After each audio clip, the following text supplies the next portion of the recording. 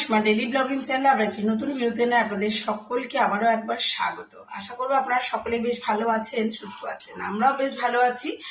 আজকের ব্লগটা আজ এখন থেকে শুরু করি, অবশ্যই ব্লগের সঙ্গে থাকবেন, আজকে থাকবেন আজকের ব্লগ। আমি যেটা করবো, মিঠি বাবা নিয়ে এসছে চিকেন, ওরা আজকে চিকেন খাবে, তো এইগুলো আমি পেঁয়াজ কেটে দিয়েছি আর এখানে চিকেনটাও রেডি করে রেখেছি।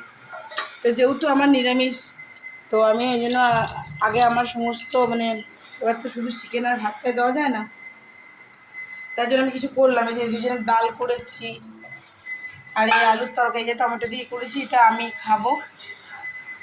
আর এই দেখো ঘি করলা ভাজা, ঢেঁড়স ভাজা, আর নিচে এই যে আলুটা দেখছো, এটা চিকেনের জন্য। তো আমি চিকেনের জন্য আলুটা একবারে ভেজে ফেলেছি, আর এখন এই তরকারিগুলো করলাম আমি ভাজা, আর এই আলুর তরকারিটা দিয়ে খেয়ে নেবার। আমি আজকে কুকারেই করবো তোমার চিকেনটা। তো চলো করে নিই, তারপর তোমার সঙ্গে শেয়ার করবো। আর কুকারে তো রয়েছে ভাত, যাতে আসে ঠেকে না যায়, তার জন্য আমি ভাতটা আজকে আর টেবিলে রাখছি, এখানে আমি দিয়ে দেবো ওদেরকে লাঞ্চ। ওই জন্য আজকে সপ্তাহে যাতে ঠেকা ঠেকি না হয়ে যায়, তার জন্য একটু আলাদা আলাদা করে রাখি। তো সন্ধ্যা হতেই আমি চলে এসেছি ব্যানাচিতি বাজার। বন্ধুরা সন্ধ্যে জেলে চাটা করে, কারণ বাড়িতে একটা সবজি নেই, আর বুঝতেই পারছো আমি এখন নিরামিষ খাই, আর আমার সবজি লাগে। ওই একটু সেদ্ধ খেয়ে নিই আর কি। আর এদের তো করে দিই, এই যে এখানে মাছ নিয়ে নিয়েছি ওদের জন্য, ওরা মাছ খাবে। তো চলো, আমি সবটুকু ক্লিপিং শেয়ার করতে পারিনি, বাট যতটুকু পেরেছি তোমাদের সঙ্গে শেয়ার করার চেষ্টা করেছি। ওগুলো তো অনেকে নিয়ে এসেছি, ওগুলো আজারবো। এখানে আছে মাছটা ধুয়ে টুয়ে মাকেও দিয়ে চলে এসেছি। আর এখানে এগুলো নিয়ে এসেছি, এটা গণেশ ঠাকুরের জন্য লাড্ডু, আর এইসব বিস্কুট। আর কাল তো মিঠি স্কুলে বেরোবে, ব্রেডটা লাগেই ধরুন। তো এই নিয়ে এলাম। এখন করবো একটুখানি রুটি রাতের জন্য, আর মিঠি খাবে ভাত। তো চিকেন দিয়ে ভাতই ভালোবাসে। তো এখন একটু চা করি। আর আমার ডান সাইডে না খুবই ব্যথা করছে, স্পন্ডিলাইটিসের পেনের মতন আর কি, ঘাড় থেকে হাত অবধি প্রচণ্ড ব্যথা। থলিটা বয়ে নিয়ে আসছিলাম, খুব ব্যথা করছিল। একটু বসেই দিই, চা করবো। এই যে সবজি অনেকগুলো নিয়ে এসেছি, মাকেও অনেকগুলো আমি দিয়ে এসেছি, ঝিঙে টিঙে অনেক কিছু এনেছিলাম, মেন 27। আর এই যে দেখো আমার এই ঘাড় থেকে হাত এদিকে প্রচণ্ড ব্যথা করছে। আবার বাইরে যেতে হতো, কালকে আমার সোমবারে পুজো আছে, দই মিষ্টি, তারপর তোমারে দুধটা করবো, তার আগে একটু চা খাবো। সেই সন্ধ্যাবেলায় মিঠির বাবা চা করেছিল, এখন একটু চা খাবো। আর বাকি জিনিসগুলো আছে সেগুলো আজারবো, আর ওদের চিকেনটা আছে ওটাকে গরম করতে হবে। তো চলো ব্লগে অবশ্যই সঙ্গে থেকো, আর দেখতে আমার আজকে ব্লগটা। রাতে ডিনারটা করে আজকে ব্লগটা এখানে শেষ করবো।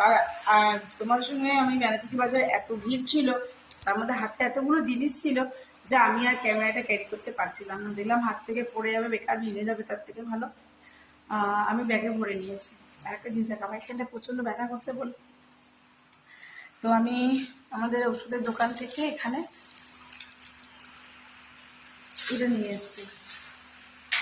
প্রচণ্ড ব্যথা করছে, রাতের বেলা একবার লাগাবো, লাগিয়ে পরে শোবো। আর ব্যানাচিতি বাজারের ভিতরে তুমি মশলা হোলসেলারের দোকান আছে, যেখান থেকে তুমি ভালো মশলা তুলতে পারো দরকার লাগে। তো আমি ওখান থেকে, আমি আগেরবারও নিয়ে এসেছি ফ্রেশ পাস্তা, দেখো দুটো নিয়েছি, দুটো প্যাকেট নাম হয়েছে। ওই আর কি টুকি যেটুকু দরকার ছিল, যতটুকু আমি টানতে পারলাম আর কি, সেটুকু নিয়ে এসেছি। এবার চলো মাছ টাছগুলো ধুয়ে টুয়ে ভরে রাখি, আর কালকে সকাল সকাল পুজোর জিনিসগুলো আনতে চলে যেতে হবে আমাকে, চান টান করে, নাহলে আমার পুজো করতে দেরি হয়ে যাবে।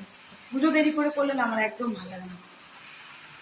আর ঠাকুরের লাড্ডুটা আমি ঠাকুরের ফ্রিজে এখন ভরে রাখবো, নাহলে আবার নষ্ট হয়ে যায় জিনিসটা, প্রতিদিন অন্যকে দিতে লাগে, তো তার জন্য এক প্যাকেট নিয়ে চলে এসেছি। আর রাশিয়ান কেক মিঠি খুব ভালোবাসে, মিঠি কেন আমিও খুব ভালোবাসি। মা আমাদেরকে ছোটোবেলায় না খুব কিনে দিত রাশিয়ান কেকটা। আমাদের দুয়ার দিয়ে সেই বেকারি যেত লোকেরা, এই যে এটা আমার বুন্নুর জন্য লাড্ডুগুলো খুব ভালো, আমি আগেও নিয়ে এসেছিলাম, ঠাকুরের পুজোর জন্য দিই। তো চলো, তো এই আপাতত আমি সবজিগুলো নিচে সাজিয়ে দিয়েছি, আর এগুলোকে ধোবো, জল ঝরবে, তারপরে আমি বাস্কেটে তুলবো। আর শাশুড়ি মাকেও নিচে মাছ সবজি জিনিস সমস্ত নামিয়ে দিয়ে চলে আসলাম। তো এইদিকে দেখো আমার চা হয়ে গেছে, একটু গরম গরম চা আগে খাই, তারপর আঠা মাখবো। চলো।